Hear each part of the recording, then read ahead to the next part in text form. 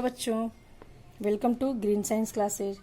बच्चों, आज हम आप लोग को पढ़ाएंगे क्लास 10th के बायोलॉजी का तीसरा चैप्टर वहन, ट्रांसपोर्टेशन, परिवहन। तो ये अगर हम भारतीय वन के हिसाब से देखेंगे तो ये हमारा तीसरा चैप्टर होगा। लेकिन अगर हम देखते हैं क्या बोलते हैं एनसीईआरटी के हिसाब से, तो फिर तो ये हमारा जयपुर का ही तीसरा टॉपिक हो जाएगा, वहन या परिवहन या ट्रांसपोर्टेशन।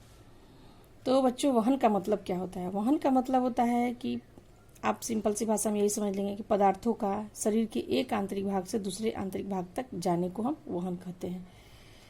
तो मानव के शरीर में क्या क्या एक स्थान से दूसरे स्थान तक गमन करता है। जैसे हमारा हो गया पोषक पदार्थ, जो हम हमारा खाना खाते हैं, खाना पच जाता है, उसके बाद वो कोशिकाओं के एक कोशिका से दूसरे कोशिका तक क्या होता है, गमन करता है। या गैसें हैं, जैसे हम क्या हुआ श्वसन में जो ऑक्सीजन गैस लेते हैं वो शरीर के एक भाग से दूसरे भाग में जाता है। या कुछ जैविक क्रियाओं के फलस्वरूप जो हमारे शरीर में उत्सर्जित पदार्थ बनते हैं उनका भी गमन होता है एक स्थान से दूसरे स्थान तक, फिर वो शरीर से बाहर निकलते हैं। तो ये सारी चीज़ें क्या हो गया, गमन के अंतर्गत हो गया, यानी कि परिवहन, वहन के अंतर्गत हो गया। अगर आप पौधे में लेते हैं तो पौधे में भी होता है। पौधे में कैसे होता है? पौधे में जल का परिवहन होता है, जैसे जड़ से उसको पौधे के सभी भागों में पहुंचाना। पत्तियों में जो भोजन बनता है वो पौधे के सारे भाग में पहुंचाना। तो ये सारे वहन के अंतर्गत आएंगे। तो इसका आप चलिए हम बच्चों परिभाषा देख लेते हैं कि परिवहन कहते किसे हैं। तो चलिए देख लेते हैं। उपयोगी पदार्थों का उनके मूल स्रोतों से शरीर की प्रत्येक कोशिका तक पहुंचाने तथा अनुपयोगी और हानिकारक पदार्थों को कोशिकाओं से निकालकर गंतव्य स्थान तक पहुंचाने की क्रिया को पदार्थों का परिवहन कहते हैं। जो हम अभी बातें समझाएं उसी को हम परिभाषा के रूप में लिख दिए। अब इस जीवों के शरीर में इस कार्य के लिए एक विकसित तंत्र होता है, उसे हम क्या कहते हैं, परिवहन तंत्र। और इस चैप्टर में हम परिवहन तंत्र के बारे में पढ़ेंगे। तो बच्चों, जब मनुष्य में परिवहन तंत्र होगा तो उसको हम कहते हैं रक्त परिवहन तंत्र या परिसंचरण तंत्र बोलते हैं। और हम अलग अलग पढ़ेंगे इसमें। पौधों में पदार्थों का परिवहन अलग पढ़ेंगे और जंतुओं में अलग पढ़ेंगे।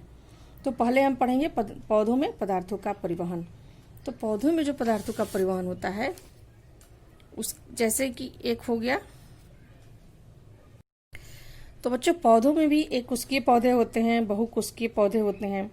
तो अब एक कुशकीय पौधे जैसे क्लाइडोमोनास या इग्लिना हो गया, या सरल बहुकुशकीय शैवाल हो गए, उनमें पदार्थों का परिवहन कैसे होता है, विसरण के द्वारा हो जाता है। लेकिन अगर बहुकुशकीय पौधे हुए या अगर लंबे वृक्ष हुए या लंबे पेड़ पौधे हुए तो उनमें क्या हो गया, जड़ से पत्तियों तक की दूरी होती है विसरण के द्वारा तय नहीं हो पाती है। तो इसके लिए एक क्या होता है, समूहन तंत्र होता है, समूहन ऊतक होता है, जिसके द्वारा क्या होता है, ये अपने पदार्थों का परिवहन करते हैं। कौन? पौधे। तो उस समूहन तंत्र में कौन कौन सा आता है? समूहन तंत्र में आते हैं दो ऊतक काम करते हैं मुख्य रूप से, एक होता है जाइलम और दूसरा होता है फ्लोएम। यानी कि समूहन ऊतक बराबर क्या होता है, जाइलम प्लस फ्लोएम। ये जाइलम और फ्लोएम दोनों मिल करके क्या करेंगे, पौधे में पदार्थों का परिवहन करते हैं। मुख्य कार्य जिसमें जाइलम और फ्लोएम का ही होता है इस तंत्र में, और उस तंत्र को क्या कहेंगे, समूहन तंत्र। तो बच्चों, एक किसके पौधे में तो हो गया विसरण के द्वारा होता है परिवहन, लेकिन जो उच्च स्तरीय पौधे हैं उसमें कैसे पदार्थों का परिवहन होता है ये हम देख लेते हैं। तो उसमें मुख्यतः दो विधियों द्वारा होता है। कौन कौन सा? एक होता है हमारा ट्रांसलोकेशन यानी कि स्थानांतरण, और दूसरा होता है वाष्पोत्सर्जन। तो दो विधियों से हुआ हमारा उच्च स्तरीय पौधे में पदार्थों का परिवहन, दो विधियों द्वारा हुआ। एक हुआ हमारा स्थानांतरण और दूसरा वाष्पोत्सर्जन। अब स्थानांतरण में क्या होता है, तो स्थानांतरण में खनिज एवं भोजन के जलीय घोल का पौधों के एक भाग से दूसरे भाग में जाना स्थानांतरण कहलाता है। अब मान लीजिए कोई खनिज एवं जलीय भोजन है तो पौधे के एक भाग से दूसरे भाग तक, जैसे ये खाना हो गया तो खाना बना तो एक स्थान से दूसरे स्थान ले जाना। या मान लीजिए यहाँ क्या है, घुलित खनिज लवण है, जल है, तो इसको एक स्थान से पौधे में दूसरे स्थान तक जाने को क्या कहते हैं, स्थानांतरण कहते हैं। और दूसरा होता है वाष्पोत्सर्जन, जिसको आप जानते हैं वाष्पोत्सर्जन किसे कहते हैं। तो पत्तियों की सतहों पर पाए जाने वाले स्टोमाटा से होकर जल का भाप के रूप में वातावरण में विलीन होना वाष्पोत्सर्जन कर। वाष्पोत्सर्जन से भी क्या होता है, जल जड़ से लेकर के ऊपर शीर्ष तक पहुंच जाते हैं। तो ये उच्च स्तरीय पौधे में पदार्थों का परिवहन दो विधियों से होता है, पहला स्थानांतरण और दूसरा वाष्पोत्सर्जन। तो बच्चों अब एक करके हम पढ़ लेते हैं कि ट्रांसलोकेशन यानी कि स्थानांतरण में क्या होता है, कैसे जल का परिवहन होता है, कैसे खाद्य पदार्थों का परिवहन होता है। पहले हम स्थानांतरण में देखेंगे, स्थानांतरण की क्रिया विधि पहले देखेंगे, उसके बाद फिर हम वाष्पोत्सर्जन को देखेंगे। तो चलिए पहले हम स्थानांतरण को देखते हैं कि क्या होता है इसमें। उच्च स्तरीय पौधे में जो पोषक पदार्थ होते हैं, जैसे शर्करा का घोल, लिपिड एवं खनिज पदार्थों के घोल का परिवहन के लिए कोशिकाओं और नलिकाओं का बना हुआ एक विकसित तंत्र होता है, जो हम पहले ही आप लोग को बता चुके हैं।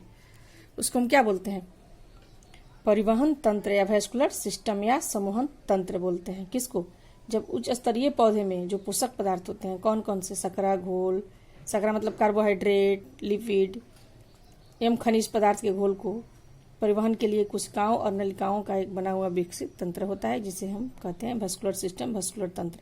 उसमें मेनली कौन कौन से आते हैं, दो ऊतक काम करते हैं। कौन कौन सा, एक होता है जाइलम, दूसरा होता है फ्लोएम। अभी हम पहले ही बताए थे कि सम्मोहन तंत्र में कौन कौन से ऊतक काम करते हैं, दो, जाइलम और फ्लोएम। जाइलम और फ्लोएम के बारे में बच्चों आप लोग पहले भी 9th क्लास में पढ़ चुके हैं। तो जाइलम के 4 भाग होते हैं, लेकिन यहाँ जाइलम में 4 होते हैं, एक वाहिकाएं, वाहनिकाएं, एक जाइलम तंतु और जाइलम मृदुतक। लेकिन इसमें जाइलम के 2 भाग जो होते हैं वो मुख्य रूप से कार्य करते हैं। कौन कौन से, वाहिकाएं और वाहनिकाएं, यानी कि जाइलम वेसल्स और ट्रैकिड्स। तो इनका मुख्य कार्य क्या होता है, इनका मुख्य कार्य होता है जल तथा घुलित खनिज पदार्थों को जड़ से पत्तियों तक पहुंचाते हैं। ये जाइलम जो होते हैं क्या करते हैं, पौधे में जाइलम जो होते हैं जड़ या घुलित जो खनिज पदार्थ हो उनको क्या करता है, जड़ से लेकर के पत्तियों तक पहुंचाता है, यानी कि पौधे के सभी भाग में पहुंचाता है। कौन, तो जाइलम। और उसमें कौन कौन से मेन 2 कार्य करते हैं इसके, कौन कौन से, वाहिकाएं और वाहनिकाएं। और हमारा दूसरा हो गया इसमें वैस्कुलर सिस्टम में, यानी कि समूहन तंत्र में कौन सा आ गया, जाइलम तो सिर्फ जल और खनिज पदार्थों का क्या किया, पत्तियों तक पहुंचाया। लेकिन जो भोजन बना पत्तियों में उसको कौन सभी भागों में वितरित करेगा, तो उसको वितरित करेगा फ्लोएम में पाई जाती है चालनी नलिकाएं।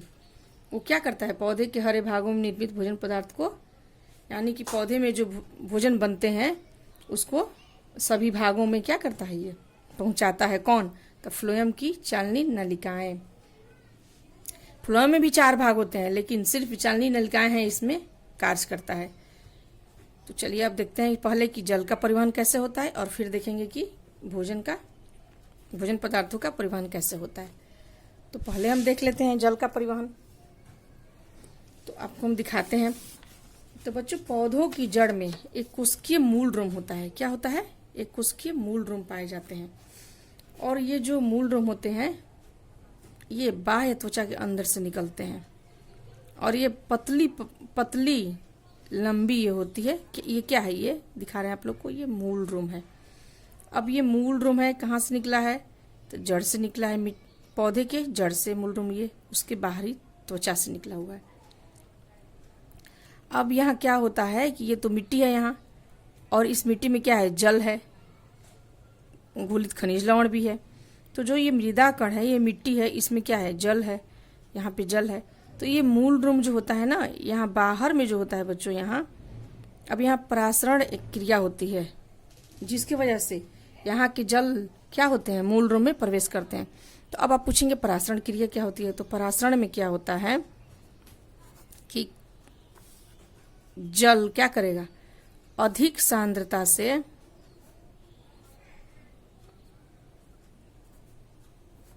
कम सांद्रता की तरफ प्रवाहित होगा। सांद्रता मतलब मात्रा, यानी कि यहाँ पे जल ज्यादा मात्रा में है और यहाँ नहीं है, जल कम है। तो क्या हुआ, जल यहाँ प्रवेश कर गया, यानी कि जल क्या हुआ, मूल ड्रूम में प्रवेश कर गया यहाँ। अब इसी तरह से जल आगे बढ़ते जाता है, एक कोशिका से दूसरी कोशिका में आगे बढ़ते हुए कहाँ तक पहुंच जाता है, जाइलम वाहिकाओं के पास पहुंच जाता है। और फिर यहाँ से एक यहाँ इसके जड़ में, पौधे की जड़ों में क्या होता है, जल के अवशोषण के कारण एक दबाव उत्पन्न होता है, और हम उसे कहते हैं रूट प्रेशर या मूल दाब। और इसी के कारण फिर जल ऊपर चढ़ जाता है। जाइलम वाहिकाओं से जल कहाँ जाता है? ऊपर की तरफ चढ़ता है। तो उसी चीज को हम लिखे हैं। मिट्टी के कण चारों ओर जल की परत पाई जाती है, वहां से प्रसरण क्रिया द्वारा मूल रूप में प्रवेश कर जाता है।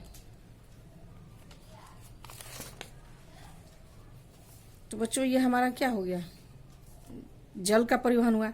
तो यहाँ क्वेश्चन एक पूछता है कि जड़ से पत्तियों तक जल का चढ़ना कैसे होता है, किस क्रिया के द्वारा होता है? तो कौन कौन सी यहाँ क्रिया हुआ? जड़ से पत्तियों तक जाने के लिए पहला तो हमारे यहाँ परासरण हुआ, फिर कोशिका दाब हुआ और मूल दाब के कारण संभव होता है। जैसे यहाँ जल क्या हुआ? मूल रूप में परासरण के कारण गया, फिर एक कोशिका से दूसरे कोशिका से होते हुए कहाँ तक पहुंचा? जाइलम वाहिकाओं तक पहुंचा। और जाइलम वाहिकाएं क्या करती हैं? पूरे जल को, यहाँ जल आकर विस्तृत हो जाता है और फिर जल को वो पूरे आगे पत्तियों तक पहुंचाती है। तो ये पहुंच गया हमारा जल का हो गया अवशोषण, यानी कि जल का परिवहन हो गया। अब हम आगे देखेंगे कि हमारा खाद्य पदार्थों का परिवहन कैसे होता है। तो ठीक है बच्चों, हम देखते हैं अब खाद्य पदार्थों का परिवहन कैसे होता है। तो आप लोग को अभी हम बताए थे खाद्य पदार्थों का परिवहन किसके द्वारा होता है? जल का परिवहन या जल का अवशोषण तो जाइलम के द्वारा हो गया, लेकिन भोजन या तथा दूसरे पदार्थों का परिवहन कैसे होता है? तो होता है फ्लोएम उत्तक के द्वारा। किसके द्वारा होता है? फ्लोएम उत्तक के द्वारा। तो इसको भी हम देख लेते हैं कि फ्लोएम उत्तक में क्या होता है।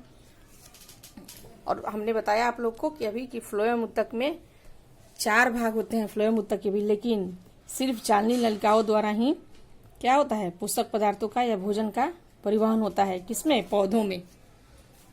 तो फ्लोएम उत्तक द्वारा पत्तियों द्वारा बनाई गई शर्करा एवं अन्य पोषक पदार्थों की अपनी चालनी नलिकाओं द्वारा भोजन का परिवहन करते हैं। तो कैसे करते हैं? इस फ्लोएम का एक हम देख लेते हैं चित्र। तो ये हमारा बच्चों फ्लोएम का पार्ट हुआ। तो ये फ्लोएम हो गया। और ये फ्लोएम में ये चालनी नलिकाएं हैं। इसमें क्या पाया जाता है? चालनी नलिकाओं में ये जीवित कोशिका से बने उत्तक होते हैं। कौन? चालनी नलिकाएं। फ्लोएम जो होते हैं जीवित कोशिकाओं से बने होते हैं, जो एक के ऊपर एक व्यवस्थित रहते हैं। चालनी नलिकाओं में क्या होता है कि अनेक छिद्र होते हैं, और इन छिद्रों के द्वारा ही क्या होता है? ये अनेक छिद्र होते हैं, और इन छिद्रों के द्वारा ही खाद्य पदार्थों का एक कोशिका से दूसरे कोशिका में सम्मोहन होता है। तो ये इसी छिद्र के द्वारा होता है। और खनिज लवणों का जो अवशोषण होता है आयन के रूप में होता है। और पौधों में जो होता है खाद्य पदार्थ जो होते हैं सुक्रोज के रूप में। किस रूप में? सुक्रोज के रूप में होते हैं। इनका सुक्रोज के रूप में परिवहन होता है। सुक्रोज क्या है? एक कार्बोहाइड्रेट है। तो हम ये कह सकते हैं कि कार्बोहाइड्रेट का जो परिवहन होता है वो सदैव सुक्रोज के रूप में होता है। तो ये हमारा हो गया बच्चों खाद्य पदार्थों का हम परिवहन हो गया। किसके द्वारा? फ्लोएम के द्वारा। फ्लोएम में क्या होती है? चालनी नलिकाएं होती हैं, उसी के द्वारा। उसमें छोटे छोटे ये जो छिद्र होते हैं इसको हम बोलते हैं चालनी पट्ट। इसी के द्वारा क्या होता है? खाद्य पदार्थ एक कोशिका से दूसरे कोशिका में सम्मोहन होता है। तो ये हमारा फ्लोएम के द्वारा खाद्य पदार्थों का सम्मोहन हो गया। यानी कि हम देख लिए कि जल का अवशोषण यानी कि जल का परिवहन कैसे हुआ? जाइलम के द्वारा। और फ्लोएम के द्वारा खाद्य पदार्थों का परिवहन कैसे हुआ? ये 2 चीज हम देख लिए। अब हम देखेंगे वाष्पोत्सर्जन यानी कि ट्रांसपीरेशन। तो ट्रांसपीरेशन तो बच्चों हम आप लोग को बता दिए थे कि ट्रांसपीरेशन क्या होता है, उसका परिभाषा हम आप लोग को आगे दे दिए हैं कि पत्तियों की सतह पर पाए जाने वाले स्टोमाटा के द्वारा जल का भाप के रूप में निकलने की क्रिया को क्या कहते हैं? वाष्पोत्सर्जन कहते हैं या ट्रांसपीरेशन कहते हैं। अब जैसे यहाँ से ट्रांसपीरेशन से भी क्या होता है? वाष्पोत्सर्जन से जल क्या होता है? नीचे से लेकर के शीर्ष तक पहुंचता है वाष्पोत्सर्जन के द्वारा।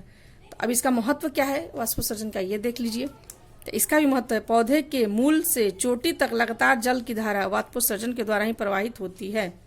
यह खनिज अवशोषण और परिवहन में भी सहायता करता है। यह पौधे में तापक्रम के संतुलन को बनाए रखने में सहायक होता है। ये मेन पॉइंट है। वाष्पोत्सर्जन से क्या होता है? पौधे में तापक्रम के संतुलन बनाए रखने में सहायक होता है। बच्चों देख लेते हैं कि कुछ पौधों में वाष्पोत्सर्जन जो होता है जल का निष्कासन कितना होता है। तो एक मकई का पौधा होता है तो प्रतिदिन 3 से 4 लीटर जल का निष्कासन कर देता है, और सेव का पौधा तो 10 से 20 लीटर जल का निष्कासन करता है। एक पत्ती जो होता है बच्चों अधिक से अधिक अपने भार के बराबर जल को वाष्पोत्सर्जन के द्वारा 1 घंटे से कम समय में ही निकाल सकता है। यानी कि जो एक पत्ती है अधिक से अधिक अपने भार के बराबर जल को वाष्पोत्सर्जन द्वारा 1 घंटे से कम समय में भी निकाल सकता है। और एक पेड़ अपने जीवन काल में एक पेड़ अपने जीवन काल में अपने भार के करीब 100 गुना जल वाष्पोत्सर्जित कर देता है। तो ये सारे पॉइंट ध्यान में आप लोग रखेंगे। और ये हमारा हो गया परिवहन, यानी कि पौधों में परिवहन हमारा खत्म हो गया। अब हम आगे पढ़ेंगे कि मानव में परिवहन तंत्र, यानी कि रक्त परिवहन तंत्र के बारे में हम पढ़ेंगे। रक्त परिवहन तंत्र में बच्चों हम पढ़ेंगे, उसमें रुधिर वाहिकाओं के बारे में पढ़ेंगे, रक्त के बारे में पढ़ेंगे, मानव हृदय के बारे में पढ़ेंगे। ये सारी बातें हम अगले टॉपिक में करेंगे। तो आप लोग समझ गए होंगे कि पौधे में परिवहन बहुत ज़्यादा टफ नहीं है। ये जाइलम और फ्लोएम का मेन इसमें भाग होता है। जाइलम से जल का होता है परिवहन, और फ्लोएम के द्वारा खाद्य पदार्थों का होता है। ठीक है बच्चों, अब वीडियो हमारा बहुत लंबा हो जाएगा। अब अगले वीडियो में हम लोग पढ़ेंगे। और बार बार मैं आप लोग को बता रही हूँ कि मैं नोट्स PDF में डाल देती हूँ, जिसका लिंक डिस्क्रिप्शन बॉक्स में होता है। आप वहाँ से खोल करके नोट्स बना सकते हैं। ओके बच्चों, थैंक यू।